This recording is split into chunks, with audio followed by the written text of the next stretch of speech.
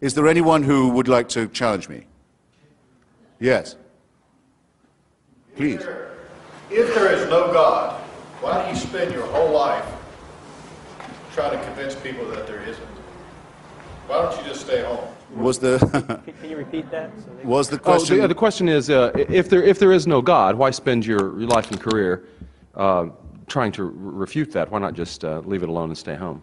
Fair enough. Well, it isn't my whole career, for one thing. It's become a major preoccupation of my life, though, in the last 8 or 9 years, especially since September 11, 2001, to try and help generate an opposition to theocracy and its depredations internationally. That is now probably my main political preoccupation. To help people in Afghanistan, in Somalia, in Iraq, in Lebanon, in Israel, resist those who sincerely want to encompass the destruction of civilization and sincerely believe they have God on their side in wanting to do so. Maybe I will take a few minutes just to say something that I find repulsive about especially monotheistic, messianic religion. With a large part of itself, it quite clearly wants us all to die. It wants this world to come to an end. You can tell the yearning for things to be over whenever you read any of its real texts or listen to any of its real, authentic spokesmen, not the sort of the pathetic apologists who sometimes masquerade for it. Those who talk, there was a famous spokesman for this in Virginia until recently, about the rapture, say that those of us who have chosen rightly will be gathered to the arms of Jesus, leaving all of the rest of you behind. If we're in a car, it's your lookout. That car won't have a driver anymore. If we're a pilot, that's your lookout. That plane will crash. We will be with Jesus, and the rest of you can go straight to hell.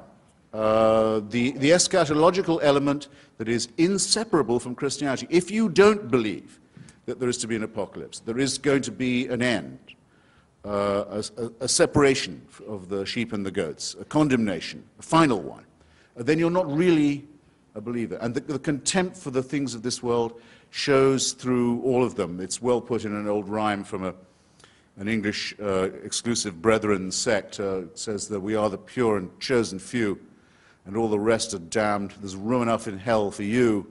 We don't want heaven crammed. You can tell it when you see the extreme Muslims talk. They cannot wait. They cannot wait for death and destruction to overtake and overwhelm the world. They can't wait for what I would call, without ambiguity, a final solution. When you look at the Israeli settlers, paid for often by American tax dollars, deciding that if they can steal enough land from other people and get all the Jews into the promised land and all the non-Jews out of it, then finally the Jewish people will be worthy of the return of the Messiah. And there are Christians in this country who consider it their job to help this happen so that Armageddon can occur, so that the painful business of living as humans and studying civilization and trying to acquire learning and knowledge and health and medicine and to push back can all be scrapped, and the cult of death can take over. That, to me, is a hideous thing in eschatological terms, in end times terms, on its own, a hateful idea, a hateful practice, and a hateful theory, but very much to be opposed in our daily lives, where there are people who sincerely mean it, who want to ruin the good relations that could exist between different peoples, nations, races, countries, tribes, ethnicities, who openly say they love death more than we love life, and who are betting that with God on their side, they're right about that. So when I say, as the subtitle of my book, that I think religion poisons everything, I'm not just doing what publishers like and coming up with a provocative subtitle. I mean to say it infects us in our most basic integrity. It says we can't be moral without Big Brother, without a totalitarian permission.